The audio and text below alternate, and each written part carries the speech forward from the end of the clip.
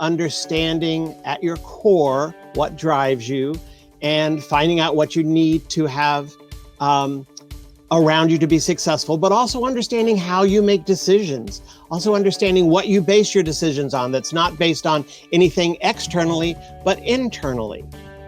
I'm taking all of them through this, and what I get to see so excitingly is all of their superpowers that they don't necessarily, when they work with each other day to day and the day-to-day business gets involved and, habits and behaviors start to rub against each other, or like, oh, well, they're just like that, or they're just like that. What I have the privilege of doing is I get to work with each one of them, and I get to see who they are and what drives them. And once I get to see that, then I can bring the group together and begin to show them the constellation of power that they have around them. Welcome to the Warriors at Work show. This is Jeanie Coomber, your guide and host. This is a show for men and women in the workplace who want to move from the predictable to the potent. This is your weekly dose of inspiration with an edge. I talk with CEOs and shamans, sports marketing executives and therapists. All of us are like-minded thinkers and doers who tell stories, share wisdom, and challenge each other to have the best life possible inside and outside the office. Welcome to your Warrior Conversation. Hi, everybody. It's Jeanie. Thank you so much for being here with me at the Warriors at Work show. So today, I got to interview Gifford Booth, the CEO of the Actors Institute, or TAI. And TAI is an organization that's rooted in the belief that true success comes from the boldness of stepping fully into who you are rather than who you think you're supposed to be. And in this conversation, Gifford and I talk about the journey he has had personally, but also the really important work that TAI brings to organizations. They are in the business of human solutions. We talk about words like agility and consciousness and creativity and curiosity the same way that you talk about leadership competencies like execution, decision-making, results-oriented. And we really talk about this through the lens of what is a conscious leader? What are some of those things that we all have access to that can help us show up as our most effective, powerful, and alive self? Enjoy.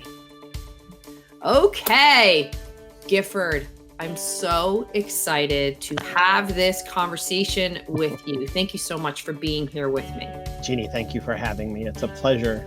It's a pleasure to talk with you always. So I'm assuming this is going to be the same. Yes. And why I was so excited is, I got the benefit of being able to see a lot of what you do and your team does up close and personal. And there's such a compliment to what I'm trying to put out into the world and what you all are trying to put out into the world. So I was just delighted that we could have this meeting of the minds and serve up a conversation that is so helpful and meaningful to my nation. So where I thought we could start is let's talk about the organization that you're a part of and are leading. And TAI, which stands for the Actors Institute, you and your team use theatrical roots to work with individuals, teams, and organizations. And it's all about enhancing human interaction in the workplace. Right. And what's interesting is your solutions are all about delivering not only the human return, but obviously economic return. Right. So I'd love for you to share your story about how you have melded these two ideas together and what this has meant to you. Right. How did we go from acting to action-based experiential solutions? Yeah. Sure. I'm happy to do that. We have been around as an organization in one form or another since the early 80s. And the Actors Institute was a unique kind of organization in those days. I mean, it was the 80s. It was New York City. It was the time of workshops. It was a time of exciting theater was happening. And And we were founded on the idea that we could help actors not train them in technique, but go beyond where they stop themselves in terms of expressing themselves. So it wasn't so much, we weren't a school that was teaching any kind of specific techniques. We were a school saying, hey, go for it. What do you want to create? How do you want to do it? Let's go for it. Get over yourself. And really, we would do these weekend workshops, which would start on a Friday night and end on a Sunday night. And you know, all manners of things would happen. It was very exciting. It was very theatrical. It was very dramatic. And honestly, we were doing this in New York and LA, and there were some pretty famous people who came through in the early days who really accredited their career and their success, and sometimes their Oscars, to having had this experience in the original Actors Institute. But slowly along the line, actors would come to us and say, so what's my image? And we would go, well, who are you? And they'd go, no, we don't have time to figure that out. Just tell us how we should dress. And we're like, well, we're not going to exactly tell you how. Let's understand what it is you're trying to say besides just getting the next job. Let's understand your aesthetic, how you see the world. What do you need to have around you to be successful? And so we started doing very organically these two kinds of programs, these two kinds of solutions, I guess to say, although we didn't call them in those days. But it was about understanding who you were as an artist, and then giving you the tools to express that in the world, whether that was being on stage, whether it was creating a career, whether it was going to audition after audition and getting told no, but how do you stay fresh and up and excited? So these were the kind of two things that we were doing. In the mid-90s, an amazing thing happened. The Boston Consulting Group found us in the phone book.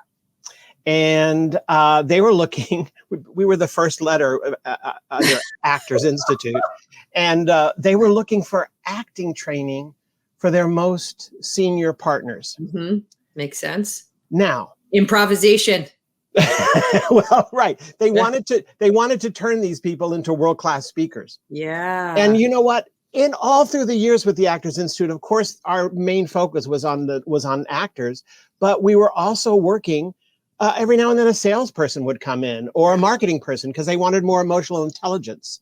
So we always had these non-actors, we called them civilians, coming into our mix. So when BCG called us and said, well, sure, we'll take them, we'll put them through their paces.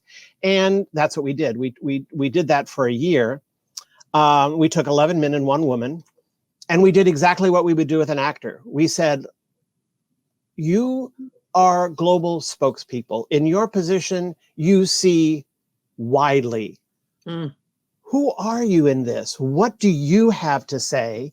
And let's us give you the tools to say it. Basically, what we did with BCG is we said, we're taking away your slides. Now you're a human being talking to another human being. What are you going to do? So this took us about a year to train them, and it was highly successful. Except at the end of the year, the CEO called us up and said, well, you lied to us. And we're like, what do you mean we lied? These people are great. And he said, well, no, but you didn't tell us that they would become better internal leaders. They'd become better mentors. They would become better salespeople, that their spouse would call up and say, I don't know what you've done. Thank you so much. Because we were talking about communication as both speaking and listening. So we found out that we had really incredible positive consequences from this kind of training.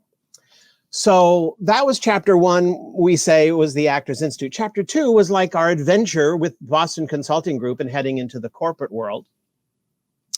They took us around the world, as they do, and they leave BCG and they find their own businesses. They become founders of their own businesses, and they brought us with them. 9/11 happened, and we were pretty sure that our business was over then. And actually, it grew by about 25% because people said, you're part of our competitive edge. But what were we doing? It was a hybrid of leadership work. It was a hybrid of communication work. It was communication leadership. But we found that we had a huge market out there. And we started working with everyone from startups to some of the world's largest brands in about 6 different continents. And it was quite amazing that we had gone from the theater into this global situation that was a privilege, really, is what it was. I'm doing like Randolph back handsprings in my stomach right now of joy, because what strikes me about that story, which I've never heard you tell. So Interesting. I'm so glad I started on that, because you really giving people permission to truly be seen, heard, and understood. Yes, and you're that's giving them a pathway That's to exactly the foundational elements of themselves like never before. And and in my own experience in doing some work with you, we just, and I've said this so many times in a lot of my coaching conversations and on the show, is this notion that we can click into transactional mode very easy. Oh, isn't that the truth? Those are some mental pathways that have been very well established. We've been trained to think and operate that way. And a lot of times in stress, that's where we're going to default. We're not going to default necessarily to the more expansive and playing with the edges. No, it's so true. But what you just described is just so critical to the human experience. And you really, the way you just depicted your skills and your magic as an organization, like I said, I was like, oh, this is so exciting. well, I do really appreciate that. And we've been in a process of trying to understand our magic, and we've been in a process of trying to understand, well, what is it that we do? And during this crisis, during this pandemic, was a chance to just stop everything and recalibrate and relook. And we realized, what we do? We enhance human interaction.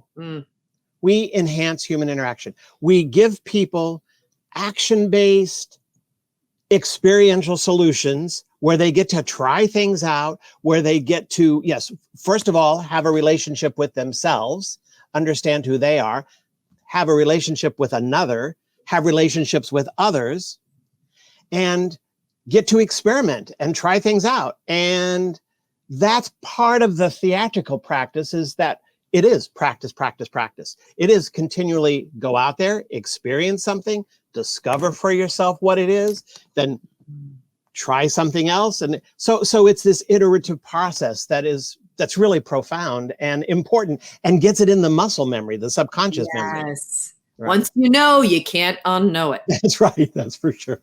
That's for sure. So let's take even a deeper dive on that, because having personally spent some time with you going through a lot of your process, there's a couple of things that I was really struck by. It's this notion of really combining business demands with the human needs. Like right, sure. And for anybody listening or watching, I think it's important to drive home. While you have a lot of expertise in a lot of the theatrical roots, you have a very strong understanding of business practices, business principles, and are very, very familiar on how to apply this in a business context. And that was one of the things that I immediately took on when we started talking. You have this amazing balance.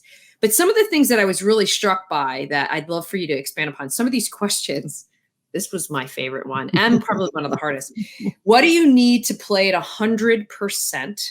And what are your essential drivers? Those were two questions that I love, that I really struggled with. And then the other thing that I thought was kind of cool that I'd love for you to expand upon as well is, like, before we can know our team, we have to know ourselves. Yeah. And I see this so much in a lot of my coaching conversations. Someone ascends to a certain level. Yeah, for sure. There's an expectation. They know how to do it. They know how to build, grow, expand. And then it's like, just go. But a lot of times they're sleepwalking. They don't quite know how to do a lot of these things because they haven't done that inner work. Yeah, for sure, Jeanie. And I call it the tumbleweed syndrome, where we're all just kind of rolling around in our own little world. I mean,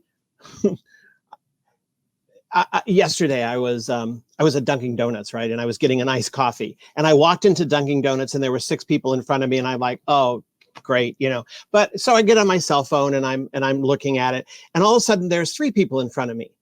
Like, I don't know what happened to those other 3. I don't know where they went. I don't know who they were. I didn't even know anything. All I knew is the line is shorter. So I'm waiting a little bit, and I kind of look at the guy in front of me, and I have an opinion or so about what he's wearing. But then I go and like, well, wait, how much change do I have in my pocket? Do I have bills? What? He's gone. Like, I don't know where he went. And And then I go up to the person, I wait at the register. Someone shows up. She's wearing a mask. I ask for my iced coffee. We have almost no transaction. She gives me change. I think, I'll just drop it in the jar.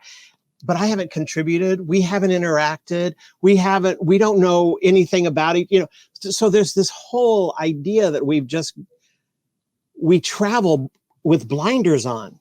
And we travel with blinders on to ourselves. We don't. So this is really a fundamental principle of TAI, that we need to understand what makes us operate. What are our imperatives? What gets us out of bed every morning? That's number one.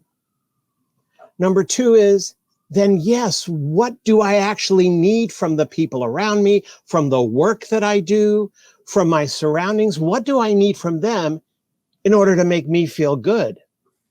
Now, we know that people can slog through with blinders on. We know that people can do work as a fraction of a person, but we think the power comes when the whole person brings themselves to work. When you do understand yourself, when you do understand your drivers, when you're able to articulate, especially as a leader, when you're able to articulate, hey, this is who I am and this is what I need. And let me find out who you are and what you need. Then we got some magic going on. Then we have some interaction that's not just being a tumbleweed, ordering iced coffee, having no having no clue as to what's gone on around you. I want to jump in on that, because one of the things that question on what do you need to play at 100% helps clarify what you just said. In that, what often will happen, depending upon the environment in an organization, if it's very disruptive or toxic or dysfunctional, we will often tune out what we actually need in order to survive. For sure. But if you don't have awareness into what do I actually need to play at 100%, you wouldn't necessarily even recognize what do I need more of right now when things have become very, very difficult. Right. This doesn't always mean you're going to get it, for sure. Yeah. But we are asking people, we say to our clients, we want you to be conscious of yourself, conscious of your environment, consciously committed to listening to the imperatives inside you, and then dealing with, it's messy. Life is messy, work is messy. It doesn't mean it's all easy, but it's I'm going to use the word you just used. It's the magic that happens when you commit to understanding yourself and you commit to being in relationship, being curious about who's in front of you, investigating who's in front of you, speaking and being in a relationship. That's where things can start to begin to heal. That's where things can begin to shift. That's where things can get creative as opposed to just robotically stuck all the time. Yeah. Do you find yourself in situations where a senior leader or somebody in the C-suite role might see they need TAI to come into the organization because we have very big growth goals, but yet there's some resistance as it's getting trickled down? Oh, sure. And you're having to come in. So I would love to get your perspective on how you navigate a situation like that. Sure.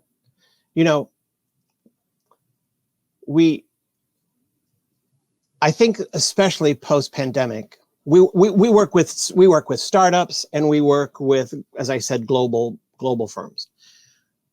So whether you're a David who's used up a lot of his money or used up a lot of the money just to stay afloat during this pandemic, or whether you're a global firm who's trimmed everything and now you now you have a bottom line which can even grow more and more and more. These are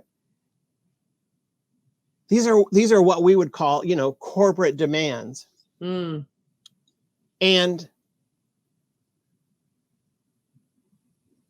there's to refresh a strategy, which I think a lot of companies are doing right now, to refresh a strategy, to reframe a strategy is really vital to the organization. But once it starts in the C-suite and then is just told as a command to trickle it down, the success of that, the rate of traction you're going to get is questionable. So we say it this way, and start with the CEO and the executive team. Why are they so excited about this? Where do they align with this corporate message? What personally do they invest in this corporate message? Okay, then you've got people who can start to communicate that to their business heads. Where do those people get invested? It may not be all of it, it may be part of it, or but it's about bringing alignment to that. And then you've got the ability to take that down to the managers and then to the warehouse or to the salespeople. But it's about alignment. But it starts with self-awareness. It starts with understanding, here's who I am, here's what I'm about, here's the corporate message, here's where we align with that. Okay, terrific. Then you've got some human being and some human passion behind delivering this message. You have some conscious commitment to delivering the message in a way that's actually going to make a difference. It's not just about, okay, here's the PowerPoint, here's the message this time, go out, sell it, have a great time. Conscious commitment. That's underline, highlight. Oh my goodness. So what you just articulate is you can't cascade anything down through an organization unless there's conscious commitment and awareness to why are we doing this? What's your passion? That's right. How do you see us bringing this forward? And honestly, a lot of times people bring us in at the middle level and we're going, wait a minute, there's this top of the triangle that really needs to be worked with first. And once we can bring the team, the C-suite together, then we have a much better chance of it moving down in a much more powerful way. I find the exact same experience. Yeah. Being brought into a mid band without senior commitment, it's just simply going to have this much of an impact. But if you've got executive sponsorship and support, it gets cascaded throughout the organization. And you know what? It requires something of those executives. It's not just support. It requires them to be consciously committed to it themselves. Yeah. Not just a word of support saying, yes, we want you to do this, but no, okay, let's you walk the talk. Let's have you walk the talk. I'm going to co-opt that conscious commitment. Oh, well, I learned something from Gifford Booth around conscious commitment. Good. I'm glad. So let's talk about some of the results that you have seen with this very, very important human work. So talk to us about what your experience has been.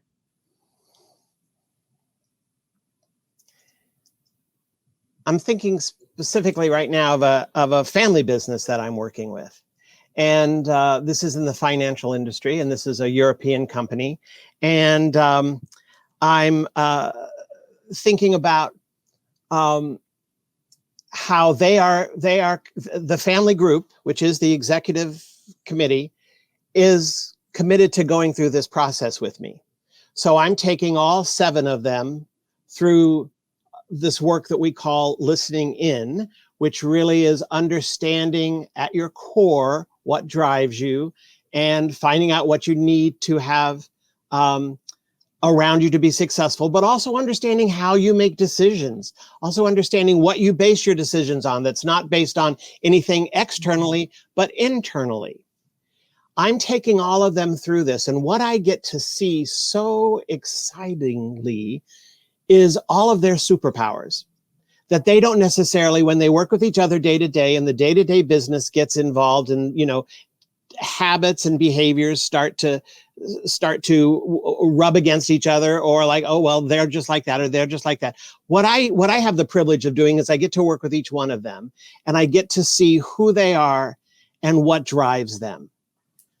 And once I get to see that, then I can bring the group together and begin to show them the constellation of power that they have around them. Then they can start to work with each other in a much smoother way, in a way that they know what they can rely on each other for. They know where the strengths are. They know where the weaknesses are. But without...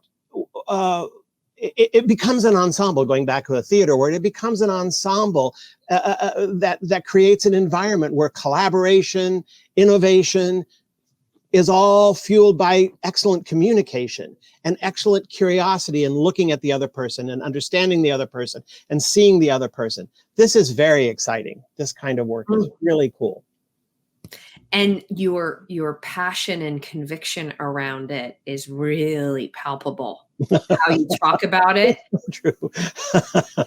And it tells me you've done this work for yourself too. Yeah, I have.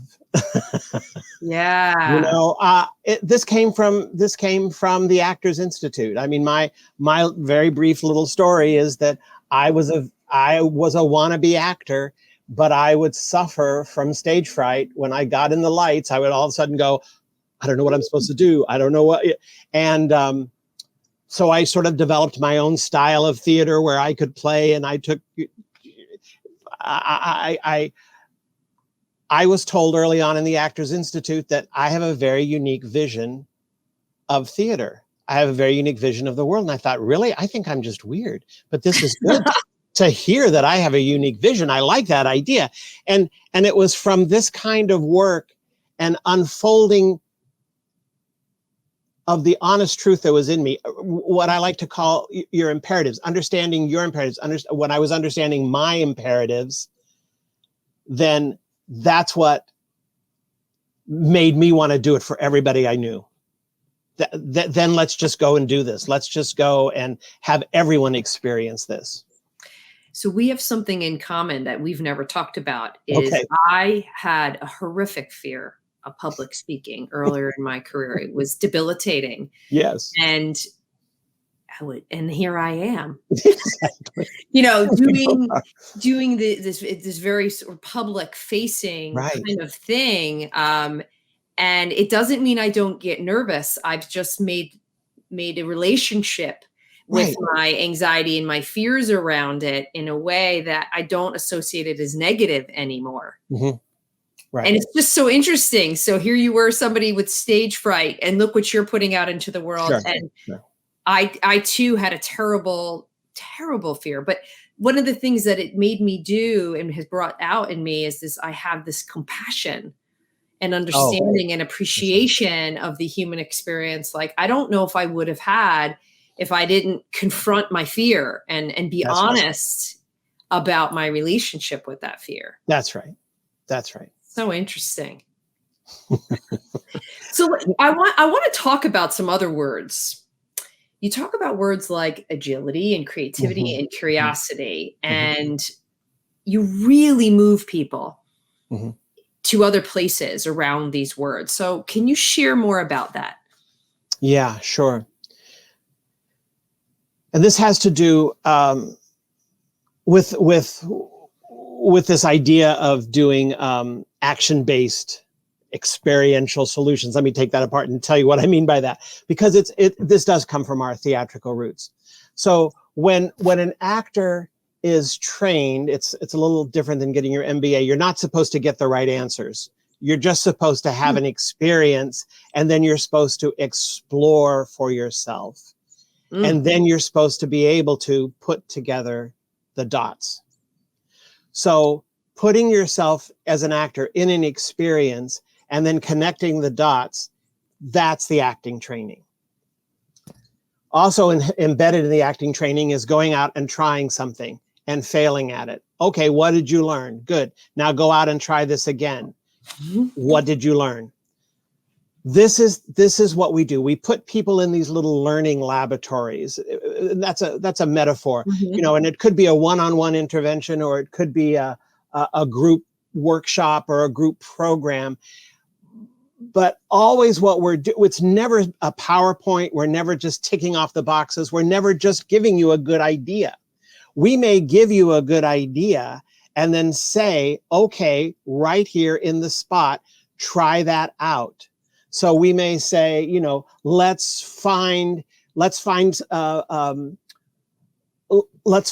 message you need to deliver. Now let's unpack that message and find the message in one sentence, and let's find out where that connects with your values, where that connects with something that's important to you. Okay, right here, right now, deliver that little speech.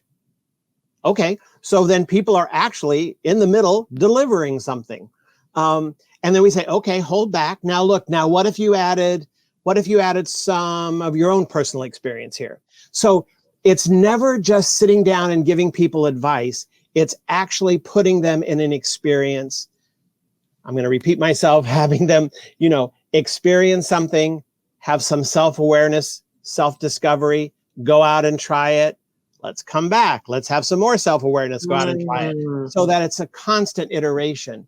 And that's the power of the work that we do. We don't tell anyone how they should run their business. We're not strategy consultants like that. We are helping them understand who they are and what they need. Oh, I'm just repeating myself. Well, who they are, what they need, and giving them the lens to have the confidence to do that, which then leads to those words that you just talked about, which is, curiosity about yourself, curiosity about what's in front of you, agility, innovation. Those kinds of things are naturally flowing from here.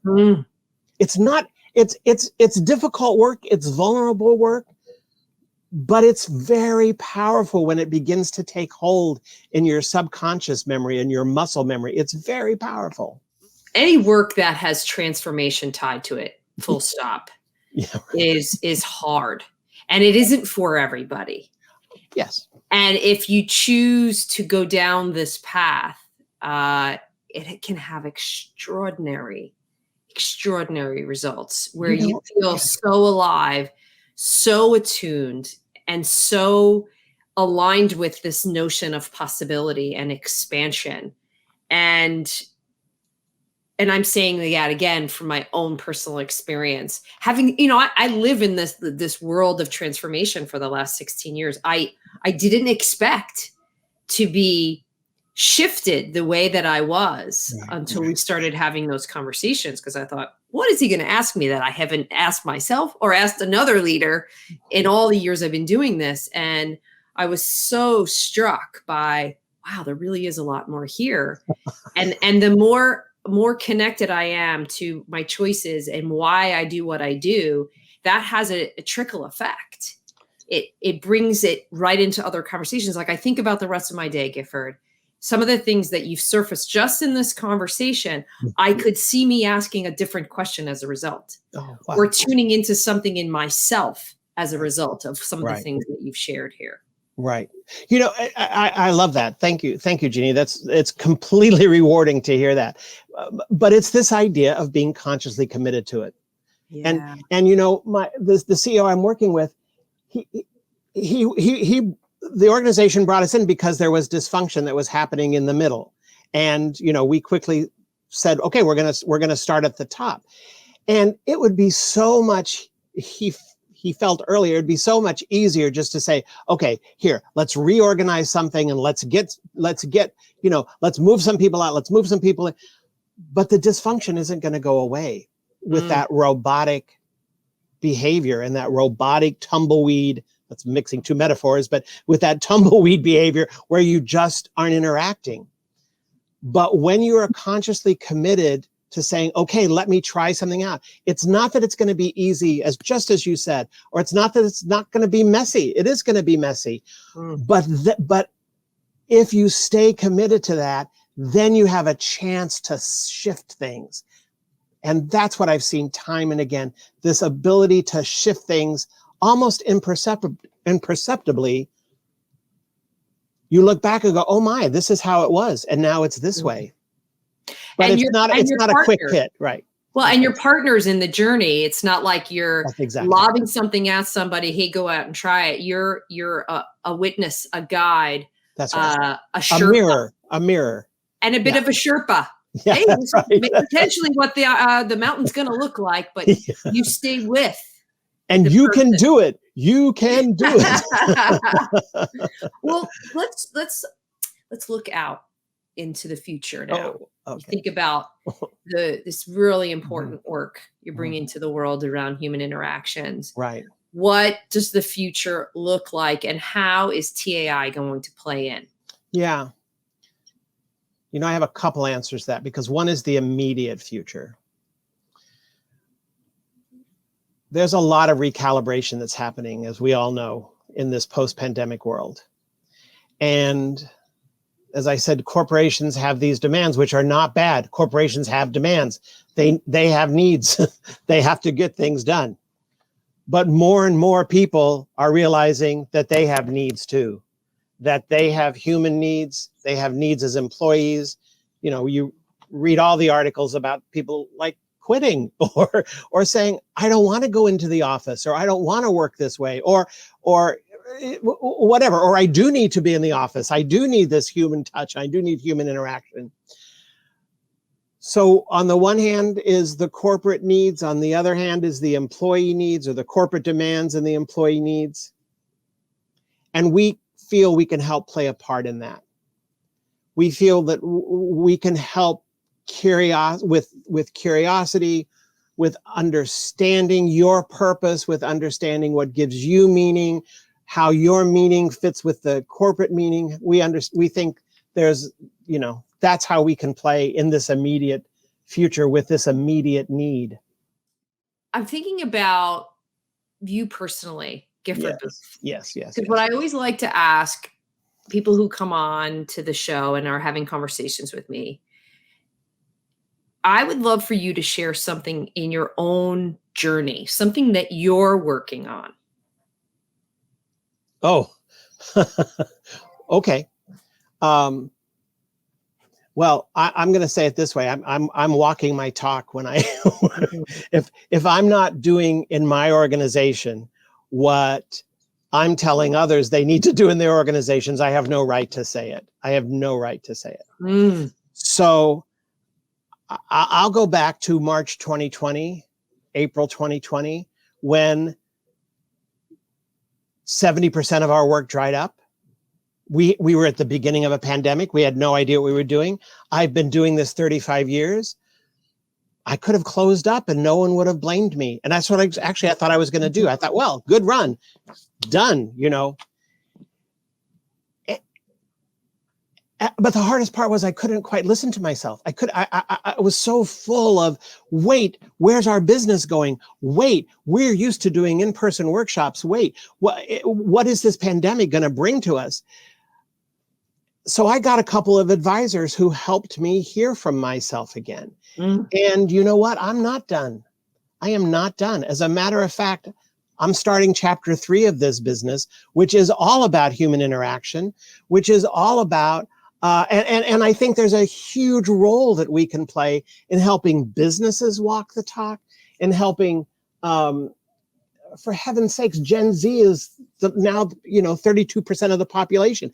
They have these kind of demands. They're going to be the customers of the future. They're going to be the employees of the future. We can help them find purpose and meaning in work, and they're going to demand not profit for the sake of profit, but profit for a bigger purpose. Okay, we can play in this. I want to play in this.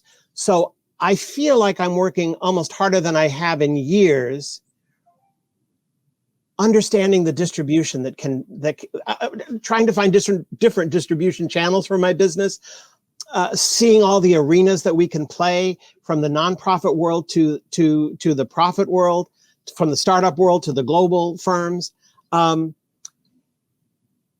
And there are times when it's really hard, and there are times when I want to give up, but I'm listening to that imperative and I'm not giving up. I'm excited. As you can tell, I get talking to someone like you. You ask me some questions about it, I'm off and running, So clearly I still have more stuff to say. If we were in person right now, I would literally high five you. You are talking to my soul. When you I know I am. I know I am. That's right. That's right. And what about it? What about it, Jeanie, is talking to your soul? So yeah, I guess yet again, we have something in common. I had a similar experience in March last year. You know, it was everything. My schedule blew up. Everything was canceled, and I had a choice: hunker down, hide, wait it out. Because you remember they were talking a couple of weeks, maybe a couple of months, right, or do what I've always wanted to do, which was take myself onto a different platform and provide a space for men and women in the workplace to really talk. So that was what I opted for. And there was like, my advisory circle was small. I called some key people who knew me really well. And I remember the very first question I asked is, am I good enough at this to go and do this? And they all laughed and said, well, what do you think you're good at? What do you think your superpowers are? What do you feel that has created the success that you've had? But I needed that mirror back to give me the little bit of courage I needed to do, you know, to really put forward. And then now here I am. It's completely on another level. Had I not taken that chance on myself and knew my imperatives. That's right. That's right. It's like, who cares if you're good enough? Do you want to? If you want to, then go for it. Let's go for it and see what you're good at. What happens. That's right. That's right. You know, I used to always hear the stories about Georgia O'Keeffe, that she moved to the deserts. She moved out of New York City into the desert so she could spend 24/7 with her paintings. And she would put the paintings at the end of her bed so that she could get up in the morning and she could look at these paintings. And she had them around her all day. And I moved to the country for most of the week. During the pandemic, and I'm still there because I feel like I can do my work almost 24/7. Now, it's work that I want to do. It's my work. I don't suggest that people work 24/7 at something they are not passionate about. But I feel privileged in that I can spend this time hunkered down, focused on what I need to do. And what I want to do, and how, and the impact that I want to have in the world. God, I could talk to you literally all day. Well, we could do that. All right. So here's my last question. Okay. For all of my executive leaders, business owners, entrepreneurs, everybody that's watching, listening, following this, what are some best ideas, best practices that have been most helpful to you as the leader of the organization and or the work that you're putting out into the world? Right. When binging and retail therapy don't work anymore, you need to do something else. My message is simple, but it's not a simple thing, which is to listen and understand your imperatives. Listen and understand what drives you personally and professionally. Find a way to access your core. I know, Jeanie, I'm talking to you, and I know you've done this, but find a way to access that core of you that needs to express something, that needs to do something. And then find out how you can do it, and find out, this is what I've done, but it's not easy. You and I both run up against obstacles and days of like, I don't want to do this anymore. And days of, complete panic or fear or feeling sorry for yourself. These are all things that I do, So, But you need to keep going back to who you are and what drives you. And then, what do you have to say to your people? Be curious about your people. What drives them? Be curious about the environment that they're in. Be curious about the environment that they're operating in and that the company's operating in. So don't be a tumbleweed. I guess that's what I'm trying to say. Don't be a tumbleweed. Get in relationship. Find ways to communicate. Find ways to communicate what you need. Find ways to communicate and listen to what they need, find ways to then negotiate, create from there. Oh, what a beautiful way to end this conversation. Terrific. Gifford, thank you so much for sharing so much wisdom and so much of your personal story, and so grateful for the work that you and the team at TAI is doing. I cannot wait to see what's going to happen next. Thank you for joining me for another episode of the Warriors at Work show. If you are interested in learning more about what we do at the Warriors at Work show and platform, be sure to go over to my website, Jeanie Coomber, and subscribe to my monthly Warrior Playbook newsletter. I share everything that I'm up to month by month, as well as some lessons and insights that I've learned. I'm also interested in hearing any feedback you have about this conversation or future topics. So reach out to me directly on jc@jeaniecoomber.com or on LinkedIn. Be sure to tell your friends and your colleagues about this Warriors at Work conversation. Subscribe, review, and rate us. It's the best way to get this message out into the world. Be well.